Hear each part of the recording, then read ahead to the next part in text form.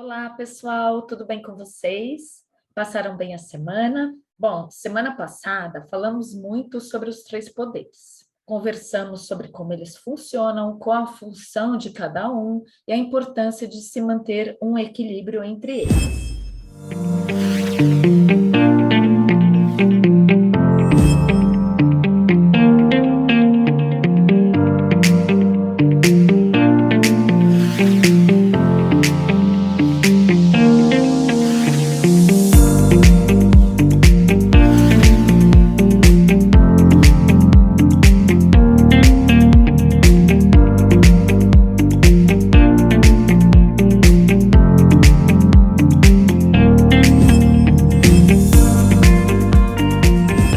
Falei também sobre os cargos que pertencem a cada um desses poderes. E como vocês sabem, no nosso país, uma república federativa, esses cargos são elegíveis, ou seja, nós, o povo, escolhemos nossos representantes. Eles estão no governo para nos representar.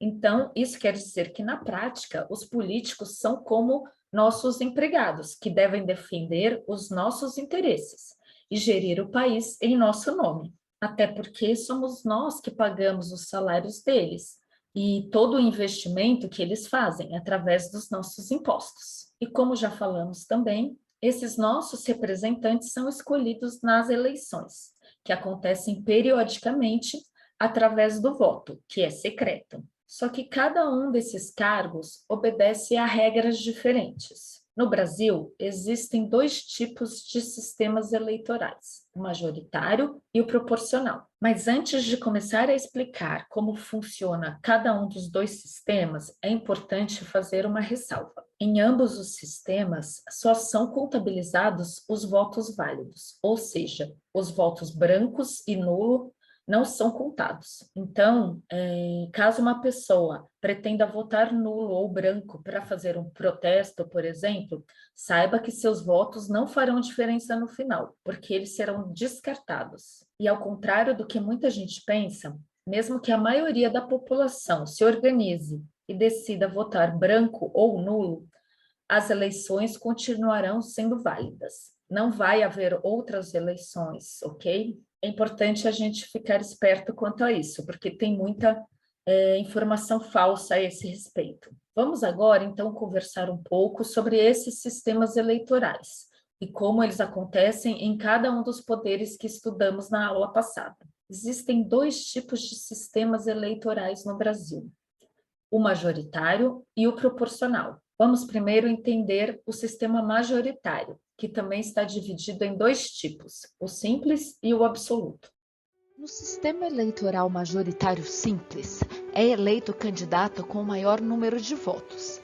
Por exemplo, se for uma eleição que tiver o candidato A, que recebeu 40% dos votos, o candidato B, 33% dos votos, e o candidato C, 27% dos votos, o candidato A é o eleito. Este sistema é usado nas eleições de senadores e prefeitos, mas somente em municípios com até 200 mil eleitores. No sistema eleitoral majoritário absoluto, é eleito quem receber 50% mais um dos votos válidos. Caso isso não aconteça, é realizado o segundo turno. Disputam, então, os dois candidatos mais bem votados no primeiro turno. Este sistema é usado nas eleições de presidente, governadores e prefeitos de municípios com mais de 200 mil eleitores. Portanto, no Brasil, os representantes do Poder Executivo são eleitos através das eleições diretas majoritárias. Os cargos têm mandatos de 4 anos e possuem direito a uma reeleição. Sistema proporcional. Esse é o sistema usado quando são eleitos vários candidatos para várias vagas. Ao invés de ganhar os candidatos com mais votos, é calculado um percentual de votos distribuído entre os partidos políticos. Esse percentual é chamado de quociente eleitoral. Vamos ver como funciona esse sistema assistindo a um vídeo com exemplos. Na eleição proporcional, o eleitor pode votar tanto no candidato quanto na legenda, ou seja, ele digita o número completo do candidato, no caso para deputado federal são 4 números, ou digita apenas os 2 primeiros, que correspondem ao partido. Todos esses votos, no final, vão ser contados para o mesmo partido ou para a mesma coligação. Eu vou falar disso mais tarde. Como é que a gente começa a fazer o cálculo de quem vai ser eleito? Terminada a eleição, a Justiça Eleitoral vai fazer a apuração dos votos e vai contar todos os votos válidos. Por exemplo, aqui no Distrito Federal, são mais ou menos 1.600.000 votos válidos para deputado federal. A Justiça pega então esse total de votos e divide pelo número de cadeiras que está em disputa. No caso do Distrito Federal, são 8 cadeiras aqui na Câmara. O valor da divisão desse total de votos pelo número de cadeiras é o chamado quociente eleitoral. Esse número é importante porque é a partir dele que a gente vai definir que partido vai ter direito a uma cadeira ou mais cadeiras dentro da Casa Legislativa. Isso é feito da seguinte maneira. Lembra daqueles votos que foram todos apurados juntos, tanto na legenda quanto nos candidatos de cada partido? Esse total de votos vai ser dividido pelo quociente eleitoral. Vamos pensar num exemplo que fica mais fácil. O partido A teve 300.000 votos no total. Esses 300.000 votos vão ser divididos por 200.000, que é o quociente eleitoral. O resultado vai ser 1,5. Ou seja, o partido A vai ter direito a uma cadeira e meia. Não. Para resolver esse problema da casa decimal, a regra é simples. Basta ignorar a casa decimal. Então, se o partido teve 300.000 votos e o quociente eleitoral é 200.000, o resultado vai ser 1,5 e o partido vai ter direito a uma cadeira apenas. Agora, se o partido B, por exemplo, teve 380.000 votos, então 380.000 dividido por 200.000 vai dar 1,9. Nesse caso, a gente também elimina a casa decimal e o partido vai ter direito à mesma uma cadeira. Isso é feito com todos os partidos. Isso define qual é o tamanho de cada bancada de cada partido dentro dessa Casa Legislativa. Mas esse é só o primeiro passo. A história começa a ficar mais complicada a partir de agora. Por quê? A gente tem que decidir quais são os candidatos que vão ocupar essas cadeiras, esses assentos. Isso é feito da seguinte maneira. A gente retorna aquele primeiro resultado da apuração e exclui de cada partido os votos que foram dados na legenda. A gente vai usar apenas os votos nos candidatos e vai ordenar esses candidatos do mais votado para o menos votado. Estou imaginando aí um partido C que tenha tido 500.000 votos aqui no Distrito Federal, 500.000 dividido por 200.000 vai dar 2,5, então ele vai ter direito a 2 cadeiras, ele vai eleger os 2 primeiros colocados. Mas isso depende de uma nova circunstância, que começou a valer em 2016 e agora pela primeira vez vai valer para deputado federal, deputado estadual, deputado distrital.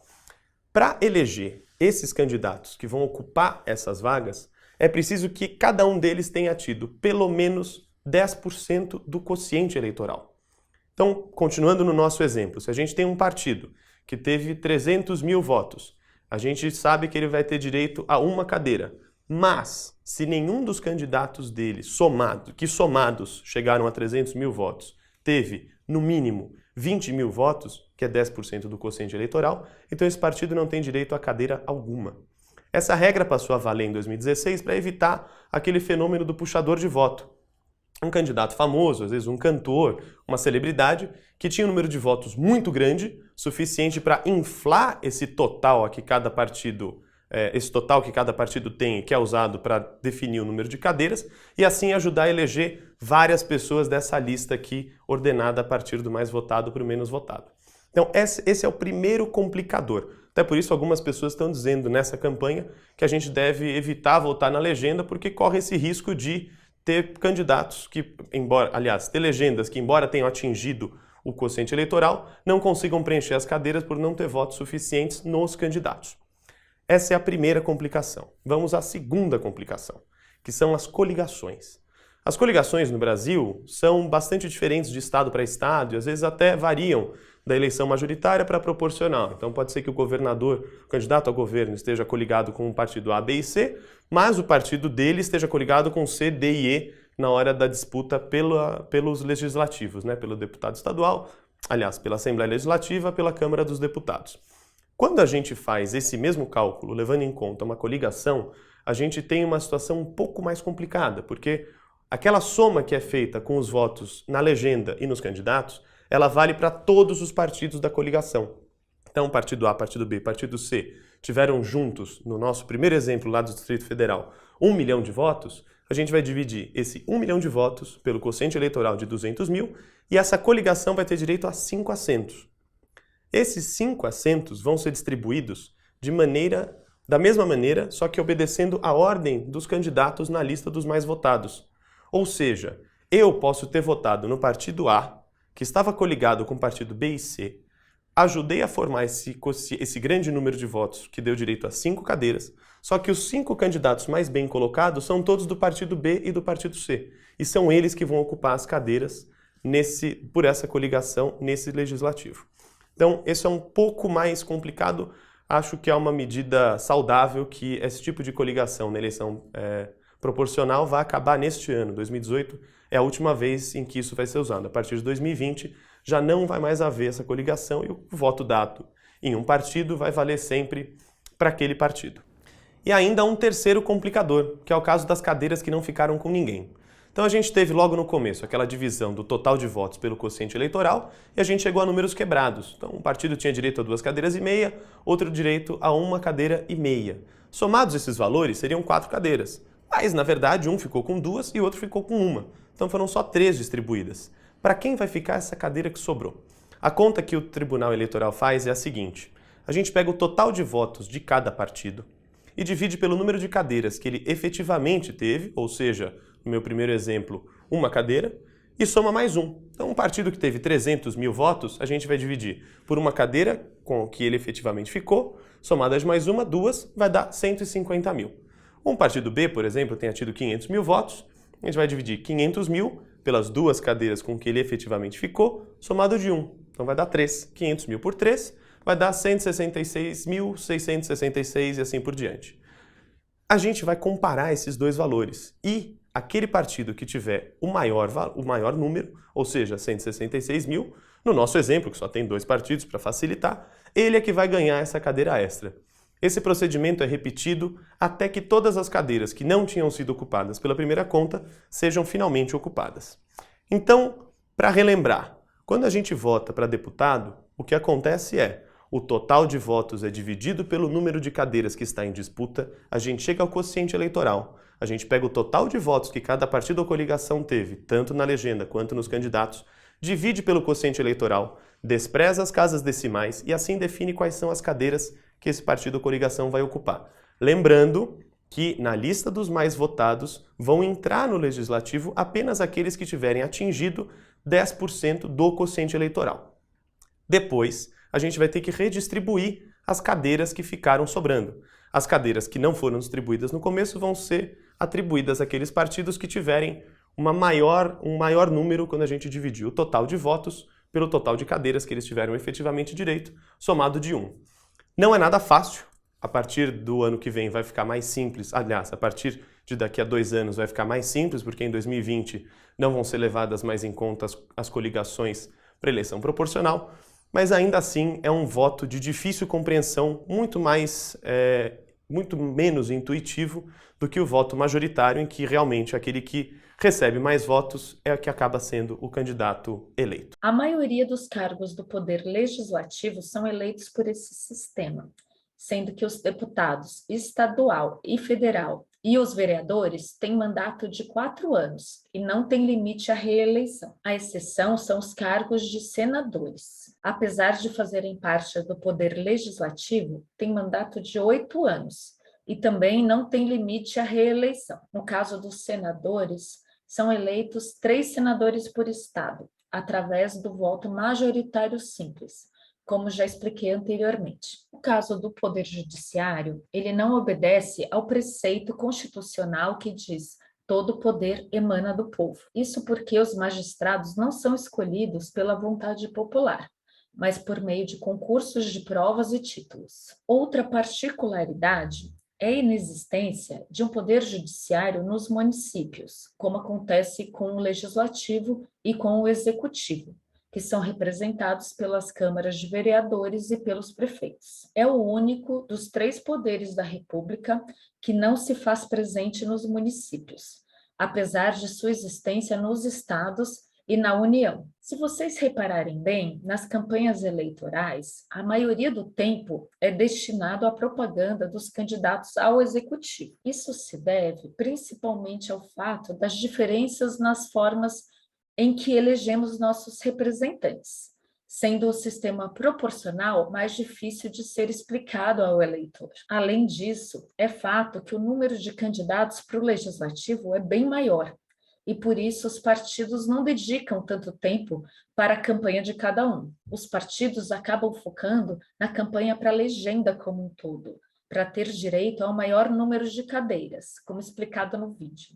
Mas como falei para vocês na aula passada, o legislativo é quem vai criar ou modificar as leis que vão influenciar diretamente no nosso dia a dia. Então, precisamos ficar atentos e votar consciente. Bom, pessoal, acabamos a nossa aula por hoje.